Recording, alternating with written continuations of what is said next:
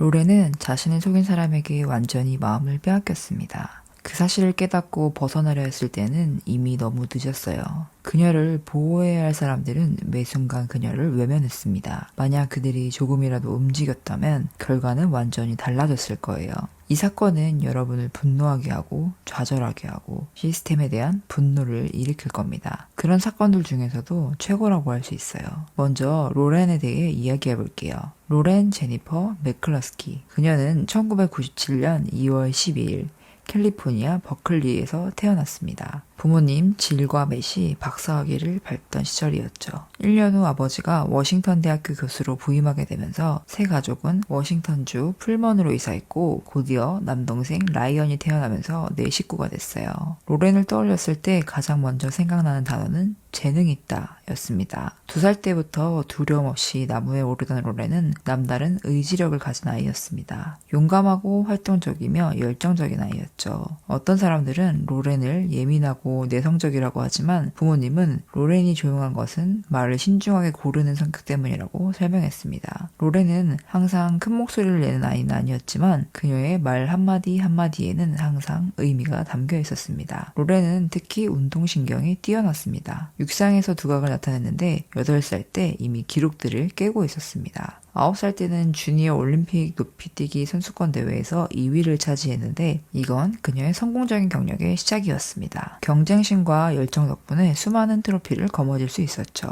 높이뛰기, 멀리뛰기, 400m 달리기에서 기록을 세웠고 전국대회에서 미국 육상연맹 선정 올 아메리칸 탑 8에 19번이나 이름을 올렸습니다. 고등학교 1학년 때 워싱턴주 고등학교 높이뛰기 챔피언이었고 3학년 때는 오하이오의 엘리트 기숙학교에서 높은 수준의 학업과 운동을 병행했습니다. 4학년 때는 풀먼으로 돌아와 팀을 주대회 종합 3위로 이끌었습니다. 게다가 그의 미국 주니어 선수권 대회에서는 개인전 9위에 오르기도 했죠. 하지만 로렌은 단순히 운동선수 이상의 존재였습니다. 공부도 아주 잘했고 정말 똑똑했어요. 멋진 친구이기도 했고요. 지역사회 활동에도 아주 적극적이었는데 YMCA와 스페셜 올림픽에서 봉사활동을 했고 지역동물 보호소에서 유기묘들이 잘 입양될 수 있도록 사회화 훈련을 시켜주기도 했습니다. 이런 뛰어난 성취와 다재다능함 덕분에 대학을 진학할 때 다양한 선택지를 갖게 됐습니다. 그리고 그녀는 유타 대학교에서 커뮤니케이션을 전공하기로 결정했고 전액 장학금을 받았습니다. 그녀의 부모님도 이 선택을 매우 기뻐하셨는데 그중 제일 큰 이유는 유타 대학교가 매우 안전한 곳이라고 알려져 있었기 때문입니다. 유타 대학이 있는 솔트레이크 시티는 아름다운 도시였고 로렌이 그곳에서 성장할 수 있는 기회도 아주 많아 보였습니다. 또 로렌은 파티를 즐기는 스타일도 아니었기 때문에 부모님은 그녀를 다른 지역에 있는 학교에 보내는 것에 대해 크게 걱정하지 않았습니다. 전반적으로 로렌이 안전할 거라고 생각하셨던 거죠. 그리고 그 후 3년 반 동안 로렌은 정말 눈부시게 성장하고 발전했습니다. 학교, 운동,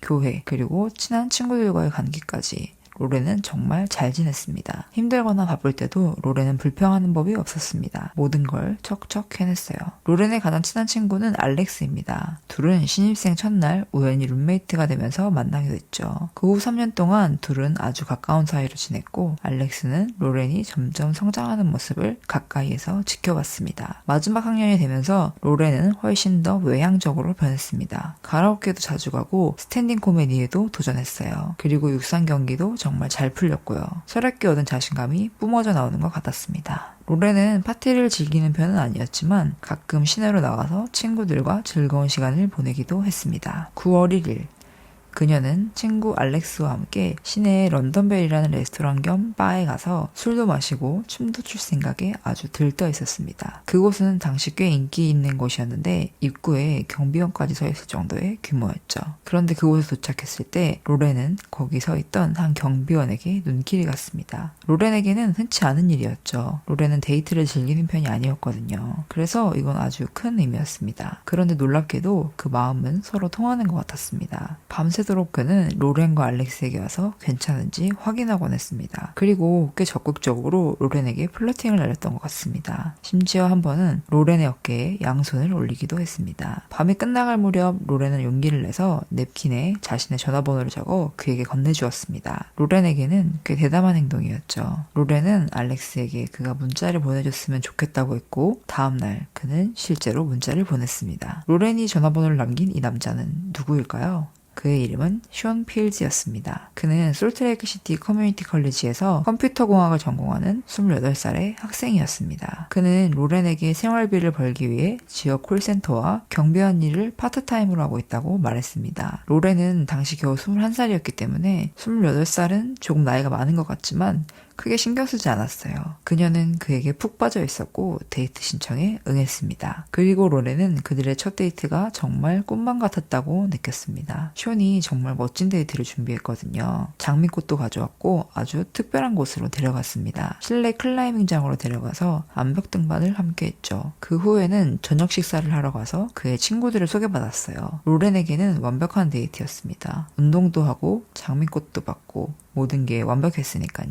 그녀는 마치 하늘을 나는 듯한 기분이었어요. 그의 친구들도 마음에 들었고 그 자체만으로도 그에게 호감을 느꼈습니다. 어쩌면 정말로 이 관계가 더 진전될 수 있겠다는 생각이 들었습니다. 그런 행복감이 2주 정도 더 지속됐습니다. 그리고 두 사람의 관계는 정말 빠르게 발전했습니다. 일주일도 안 돼서 그는 로렌에게 여자친구가 되어달라고 말했고 그 후로 두 사람은 떨어질 수 없는 사이가 됐죠. 로렌의 친구 알렉스는 그의 룸메이트였는데 숀이 거의 매일 밤 기숙사로 와서 잤다고 합니다. 로렌의 부모님은 그의 나이와 구식인 구애 방식이 조금 불편하게 느껴졌습니다. 그래도 로렌이 행복해하는 모습을 보는 건 좋았죠. 하지만 이런 행복한 시간은 아주 짧게 끝났습니다. 하룻밤 사이에 숀이 교활하고 못된 사람으로 변해버렸거든요. 본색을 드러낸 거죠. 로렌은 그 당시 숀에게 푹 빠져 있었기 때문에 더 안타깝습니다. 숀은 엄청나게 통제적인 타입이었습니다. 사람을 잘 믿지 못하는 문제도 가지고 있었고요. 로렌이 자기 허락 없이는 아무것도 못하게 했습니다. 뭘 하든 허락을 받아야 했죠. 누구와 시간을 보내고 뭘 입어야 하는지까지 정해졌습니다. 로렌이 숀의 규칙을 다 따르고 허락을 받고 숀이 원하는 옷을 입는다고 해도 숀은 그녀를 100% 믿지 않았습니다. 그는 로렌에게 인증샷을 찍어서 보내라고 강요했습니다. 또 그는 로렌이 바로 답장을 해야만 직성이 풀리는 타입이었습니다. 로렌이 빨리 답장하지 않으면 그는 화를 냈습니다. 그래서 로렌은 운전 중에도 차를 갓길에 세우고 답장을 보내거나 함께 있던 사람에게 대신 문자를 보내달라고 부탁해야 할 정도였습니다. 그럼에도 로렌은 그를 정말 좋아했습니다. 친구들이 그의 행동이 문제라고 걱정스럽다고 말했을 때 로렌은 그를 변호하며 이전 연애의 트라우마와 신뢰 문제 때문에 힘들어하고 있고 지금은 극복해 나가는 중이니까 걱정하지 말라고 설명했습니다. 하지만 친구들은 그의 행동이 로렌에게 영향을 미치고 있다는 걸 알고 있었기 때문에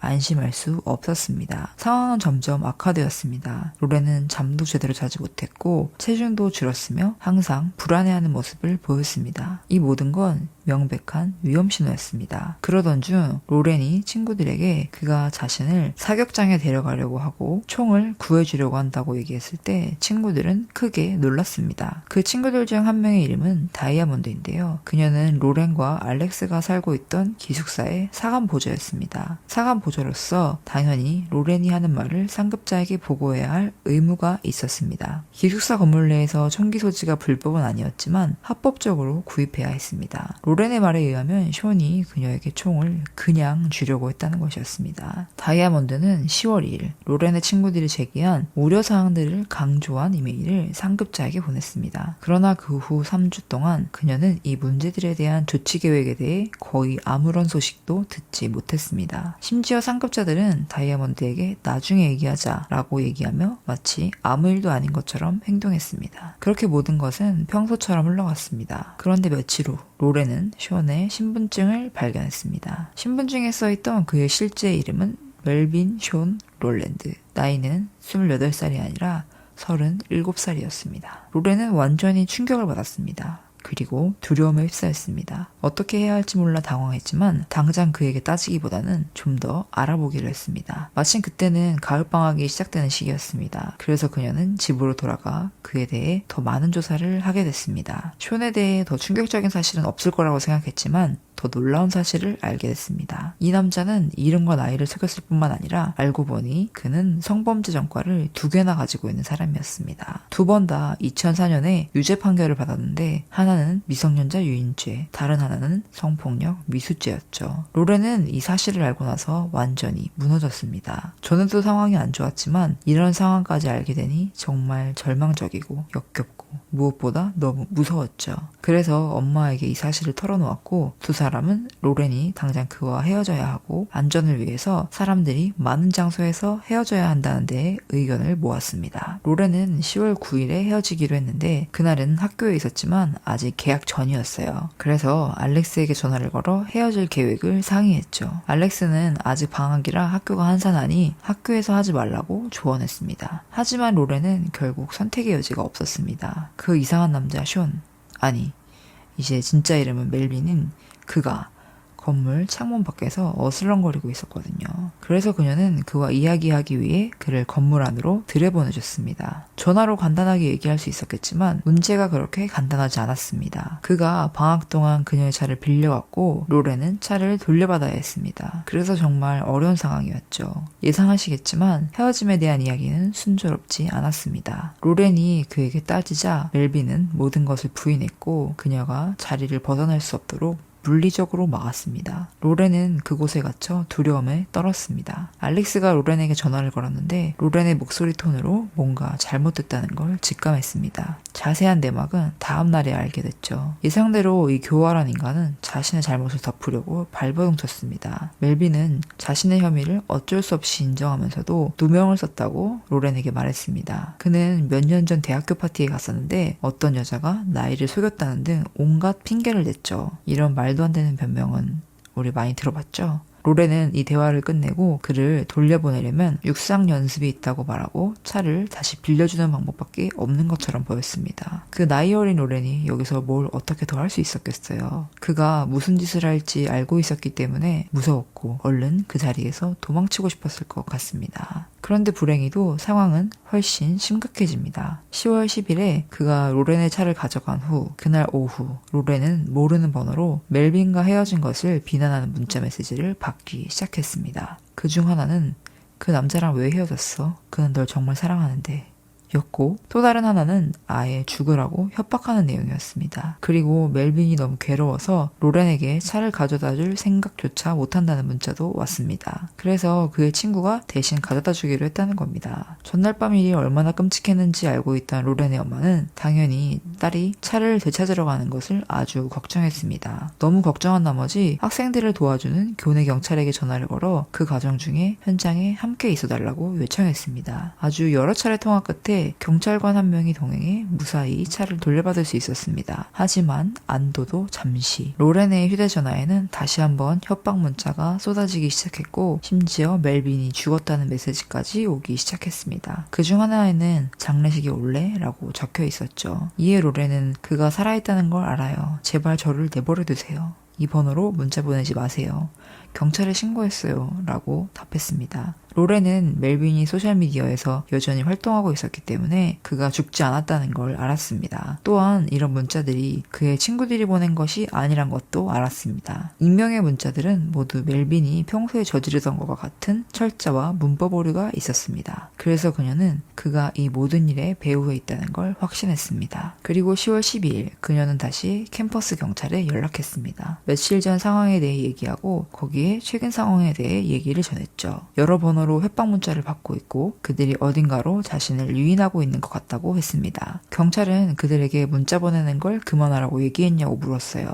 로렌은 아직 그러진 않았고 그냥 몇몇 번호만 차단했다고 답변했습니다. 전화를 받은 경찰은 담당자에게 이 내용을 전달해주겠다고 얘기했고 곧 전화를 주겠다고 약속했습니다. 하지만 아무도 로렌에게 전화하지 않았습니다. 그래서 다음 날인 13일에 그녀는 그들에게 다시 직접 전화를 걸었는데 그때쯤엔 상황이 더 악화됐습니다. 멜빈이 로렌에게 성적인 협박을 하는 문자 메시지를 보내기 시작했기 때문입니다. $1,000를 주지 않으면 로렌의 은밀한 사진을 공개해버리겠다고 협박했습니다. 로렌은 캠퍼스 경찰로 전화를 걸어 이 상황에 대해 또 신고합니다. 금전적인 협박까지 받고 있다고요. 경찰은 잠시 기다려달라며 지금 서류를 작성하고 있다고 말했습니다. 그러면서 이런 일이 전에도 있었는데 있었는지 물었습니다. 계속 이래왔었는지 아니면 이번이 처음인지 물었습니다. 로렌은 이번이 처음이라고 답변했어요. 하지만 전에도 이런 식은 아니었지만 괴롭힘을 당한 적이 있다고 말했죠. 전화를 받는 경찰은 건성건성 계속 로렌의 말을 받아 적고 있는 중이라고 말합니다. 그리고 마지막엔 담당자에게 알리고 로렌에게 전화하도록 하겠다고 말했습니다. 그리고 안타까운 일이지만 로렌은 그가 사진을 실제로 공개할 거라는 생각에 너무 겁이 나서 결국 그에게 $1,000를 보냈습니다. 로렌과 알렉스는 성착취는 심각한 문제라고 생각했고 어떻게 대처해야 할지 몰라 직접 경찰서에 가기로 했습니다. 두 사람은 미구엘 다리스라는 경찰관을 만났고 그는 로비에서 로렌의 진술을 받아 적었습니다. 알렉스의 말에 따르면 그들의 말을 진지하게 받아들이지 않았다고 합니다. 그들은 미구엘에게 그가 그녀를 협박하는 등 온갖 짓을 저지르고 있다고 말했지만 계속해서 이들의 말을 대충대충 받아들이는 듯 보였습니다. 하지만 어쨌든 미구엘은 보고서를 작성했고 며칠 안에 누군가 연락해서 상황을 알려줄 거라고 소녀들에게 말했습니다. 사건 수사가 지연된 이유는 이 사건을 담당하기로 했던 케일라 달리프 형사가 부재 중이었기 때문이라고 했습니다. 하지만 로렌은 너무 걱정돼서 그날 솔트레이크 시티 경찰에 전화를 걸었습니다. 근데 경찰은 학생에게 일어난 일은 학교 관할이라면서 캠퍼스 경찰로 전화를 연결해 주었습니다. 그 후 로렌은 계속해서 며칠 동안 캠퍼스 경찰로 연락을 취했습니다. 그녀는 미구엘 경관과 전화번호를 교환했고 그 뒤로 16번 정도 미구엘 경관과 통화했습니다. 그 통화에서 그녀는 멜빈이 누구인지 그의 과거에 대해 무엇을 알고 있는지에 대해 구체적으로 얘기했습니다. 로렌은 멜빈이 체포되었다는 소식이 들려오길 바라며 끊임없이 그에게 괴롭힘 당하고 있다는 사실을 알렸습니다. 하지만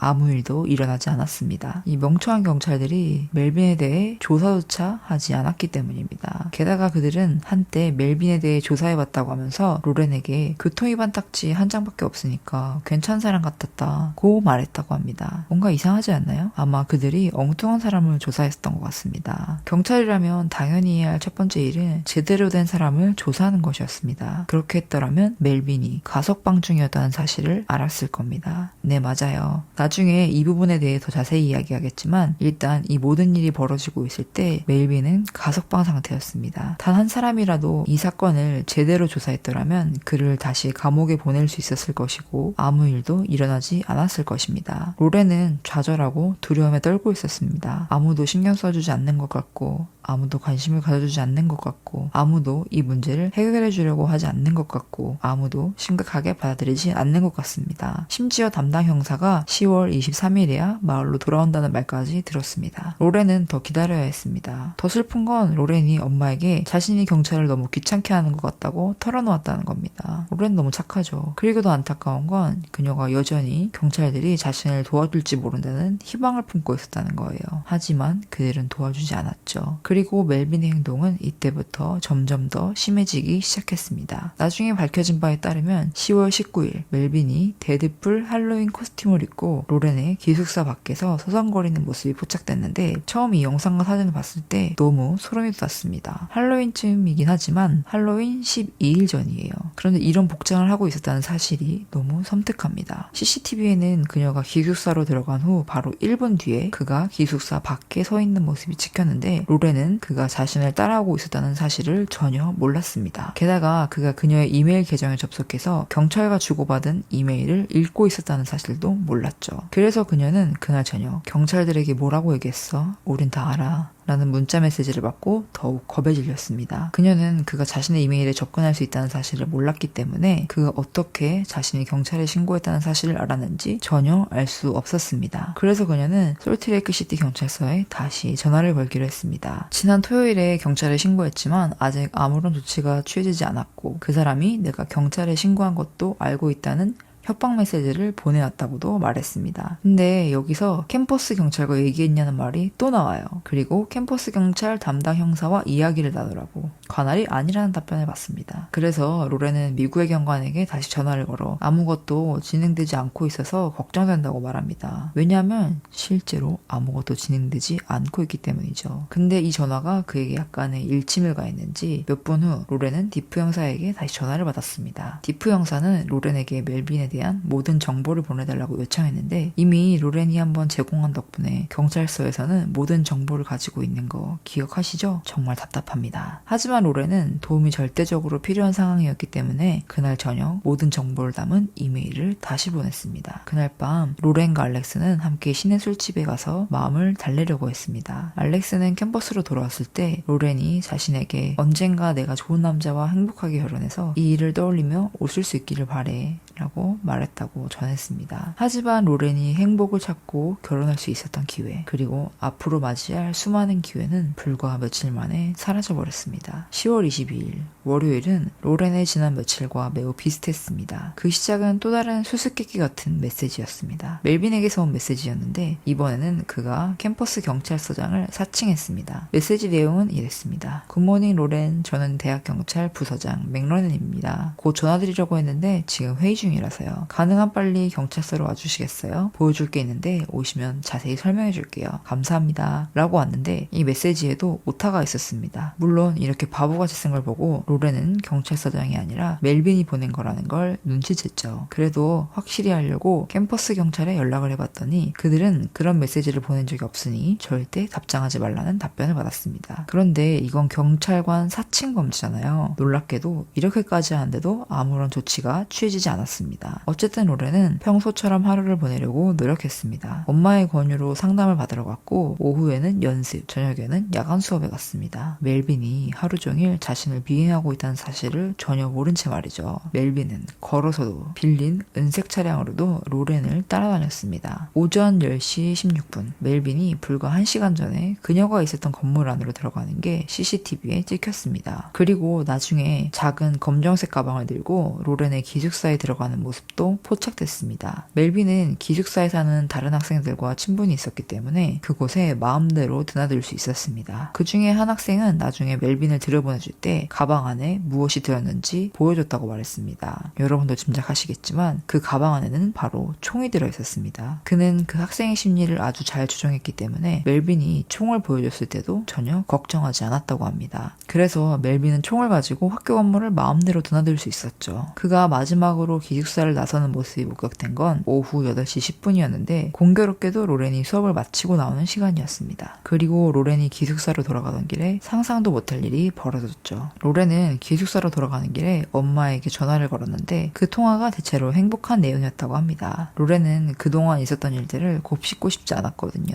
대화는 활기 넘치게 이어졌습니다. 로렌은 방금 본 시험 결과에 대해 정말 기뻐하는 것 같았고 기숙사에 도착하자마자 온라인으로 과제를 제출할 계획이라고 했습니다. 그리고 솔직히 말해서 목소리에서 활기가 느껴져서 기뻤다고 로렌의 엄마 질은 나중에 얘기했습니다. 이제 대화가 끝나갈 무렵 로렌이 엄마에게 사랑해요 라고 말했습니다. 그리고 전화를 끊기도 전에 질은 딸이 하는 말을 들었습니다. 아마 평생 잊지 못할 거예요. 바로 No, no, no, no 라는 말이었습니다.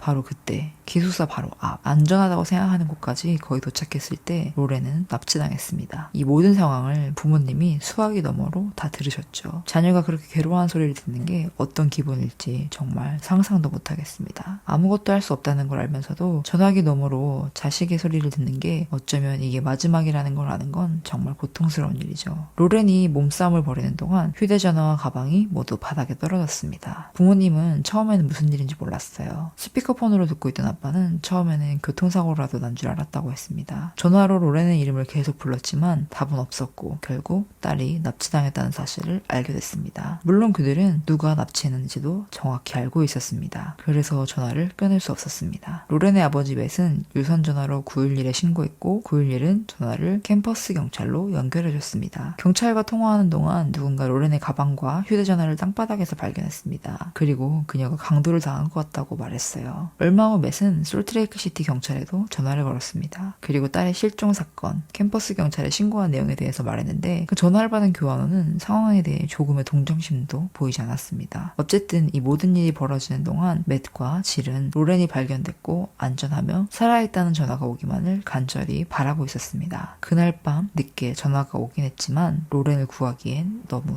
늦었습니다. 로렌의 시신은 캠퍼스 주차장에 세워진 은색 차량 안에서 발견됐으며 총상 7발을 입은 상태였습니다. 로렌의 부모님은 밤 9시 55분에 전화를 받았는데 소식을 전한 사람은 로렌의 코치였습니다. 맷은 그 순간 마치 야구 방망이로 얻어맞은 것 같았다고 말했습니다. 영상 전체는 공개되지 않았지만 수사관들은 멜빈이 로렌을 기다리고 있는 장면을 확보했다고 밝혔습니다. 이는 멜빈이 범인이라는 것을 입증하는 증거였고 처음부터 너무나 명백했습니다. 하지만 이제 중요한 건 그를 찾는 것이었습니다. 이미 캠퍼스와 도시 전체에 알람이 나갔습니다. 경보가 발령되었고 몇 시간 동안 아무도 그의 행방을 몰랐습니다. 하지만 감시 카메라는 지켜보고 있었죠. 그 영상에 따르면 멜빈은 로렌을 살해한 후 주차장을 떠나 캠퍼스 내 경전철역으로 향했습니다. 그리고 현대 소나타에 타는 모습이 포착됐습니다. 놀라운 건 그 도주 차량 운전자가 데이트 앱에서 만난 여성이었다는 사실입니다. 어쩌면 멜빈의 수법과 아주 잘 어울리는 조합이죠. 분명히 말씀드리는 건 이 여성은 그가 누군가를 죽였다는 사실을 전혀 몰랐습니다. 사실 그는 도주하기 전에 그녀에게 그날 밤 만나자고 메시지를 보냈고 그 만남을 도주 시간과 맞췄던 겁니다. 그녀가 그를 태운 후 두 사람은 그녀의 집으로 잠시 갔고 그는 그곳에서 샤워를 하며 모든 증거를 없애려고 했습니다. 그리고 멜빈은 그녀에게 근처 커피숍에 내려달라고 부탁했습니다. 그때서야 그녀는 무슨 일이 일어났는지 그리고 그 남자가 누구인지 알아차렸습니다. 그녀는 그날 밤 곧바로 경찰서로 달려가 그가 자신에게 무슨 말을 했는지 진술했습니다. 이름은 아폴로라고 말했었다고 합니다. 피해자는 휴대전화에 온갖 알림이 쏟아졌다고 했습니다. 그리고 알림을 확인하려고 할 때마다 멜빈이 이상한 행동을 했다고 했습니다. 피해자가 멜빈의 정체를 알아내고 경찰에 도움을 요청한 건 정말 잘한 일이라고 생각합니다. 덕분에 경찰이 멜빈의 행방을 더 잘 파악할 수 있게 됐습니다. 하지만 안타깝게도 경찰은 그를 제때 잡지 못했습니다. 새벽 1시쯤 멜빈을 발견하고 잠깐 추격했지만 그는 근처 교회로 도망쳐 들어가서 경찰이 체포하기 전에 스스로 목숨을 끊었습니다. 멜빈에 대해서는 나중에 더 자세히 얘기하기로 하고 로렌에 대해서 먼저 얘기하겠습니다. 짐작하시겠지만 로렌의 죽음은 사랑하는 사람들과 지역사회 전체에 엄청난 충격을 안겨줬습니다. 유타 대학교는 다음날 수업을 중단하여 학생들이 슬픔을 추스르고 애도할 시간을 가질 수 있게 했습니다. 모두가 한마음으로 슬퍼했습니다. 그리고 10월 24일 친구, 가족, 학생들이 모여 로렌의 업적과 그녀를 추모하는 시간을 가졌습니다. 수백 명의 사람들이 그녀를 지지하기 위해 모였습니다. 이 사건에 책임을 물어야 한다면 멜빈도 멜빈이지만 경찰도 한 몫을 했죠. 그들의 뻔뻔함. 사건 직후 열린 기자회견에서 데릴 브로피 경찰서장은 로렌이 12일 멜빈을 처음 신고한 후 경찰이 적절한 조치를 취한 것처럼 말했습니다. 이렇게 얘기했죠. 10월 12일과 13일에 경찰 신고가 접수되었고 후속 조치가 있었습니다. 사건은 형사에게 배정되었고 형사는 맥클러스키 씨와 연락을 취했습니다. 그리고 우리 경찰서에서는 증거를 수집하고 있었다. 라고요. 만약 이 말대로 사건을 제대로 수사했었더라면 지금 이 이야기는 없었을 거예요.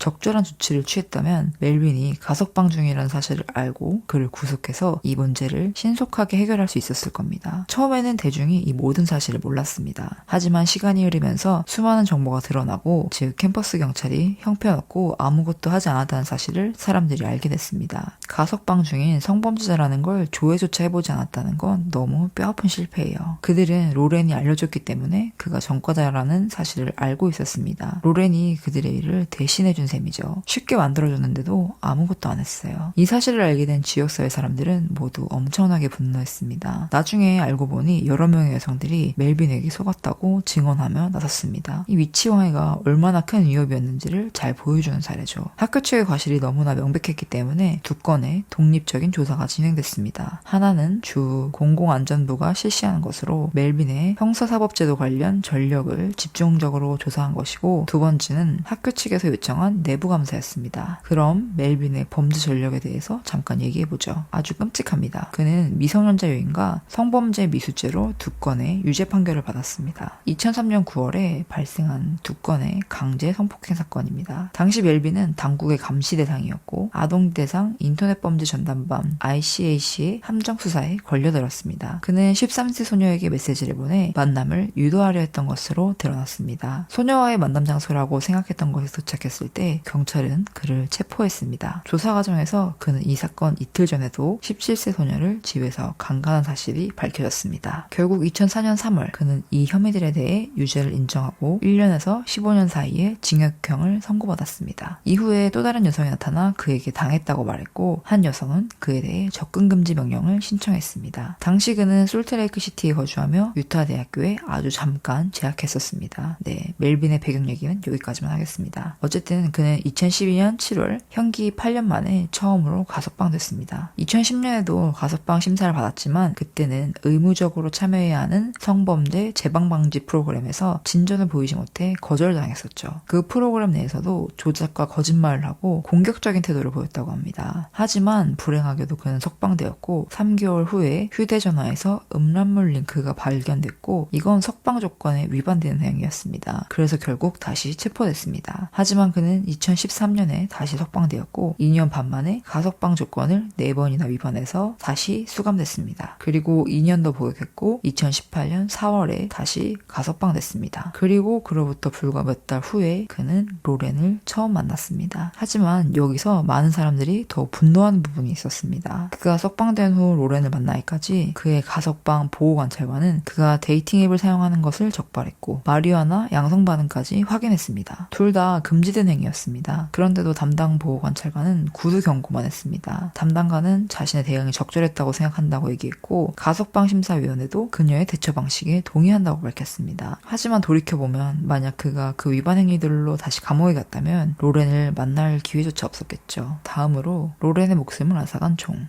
무려 7발. 그 총은 멜빈과 함께 일했던 네이트 보게일이라는 경호원의 소유로 밝혀졌습니다. 알고 보니 그와 로렌이 만난 지 일주일 만에 멜빈은 네이트에게 여자친구에게 사격하는 법을 알려주려고 하니 총을 구해달라고 부탁했습니다. 네이트는 $400에 그 일을 도와주기로 했지만 군 경력 때문에 총기 구매 승인을 받는데 시간이 걸렸습니다. 그래서 친구의 도움이 필요했죠. 그래서 사라라는 여자와 그가 함께 총을 사는 모습이 찍히게 됩니다. 그들은 허위 사실을 이용해 총을 구매했기 때문에 이건 불법이었습니다.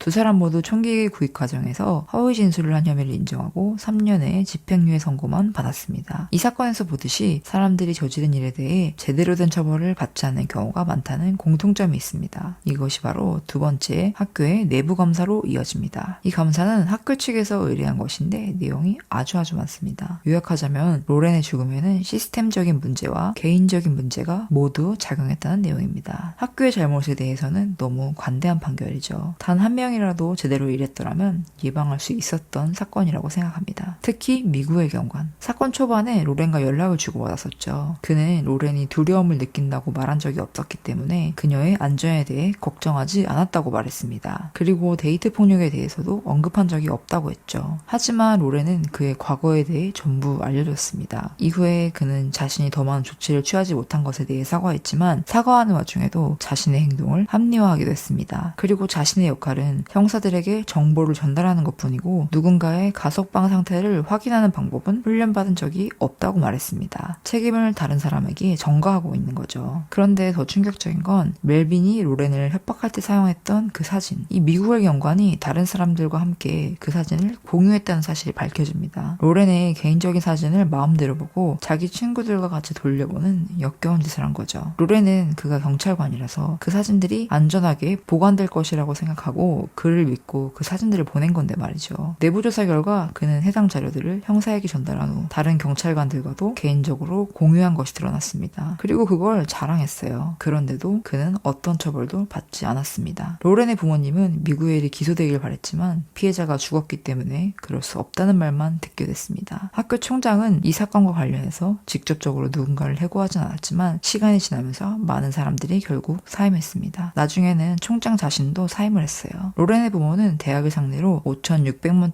소송을 제기하기로 결정했습니다. 이 소송은 2019년 6월에 발표됐는데 이건 그들에게는 돈 때문이 아니었습니다. 무력감을 느끼던 시기에 힘을 되찾기 위함이었습니다. 안타깝게도 그들은 $5,600만 전액을 받지는 못했지만 어차피 가능성은 희박했습니다. 로렌이 살해된 지 2년 후 총장은 $1,050만 합의하기로 했다고 발표했는데 이건 여전히 엄청난 금액입니다. 이 모든 사태 이후 수많은 학생들이 대학 측이 자신들의 신고를 제대로 처리하지 못하고 있다고 폭로했죠. 소송이 합의로 마무리된 후 로렌의 부모님은 그 돈의 100%를 맥클러스키 재단에 기부하기로 했습니다. 대학에서도 300만 달러를 추가로 기부하기로 해서 총 1,350만 달러가 됐죠. 그들은 로렌을 기리는 재단을 설립했습니다. 이 재단은 전국적인 캠퍼스 안전 개선, 동물 복지, 아마추어 스포츠 세 가지를 큰 축으로 활동합니다. 이 중 두 가지는 로렌의 삶에서 매우 중요한 역할을 했기 때문에 재단의 핵심 사업이 됐죠. 그리고 캠퍼스 안전 개선은 그들의 아주 중요한 임무입니다. 데이트 폭력과 스토킹에 효과적으로 대응하기 위한 인식책 연구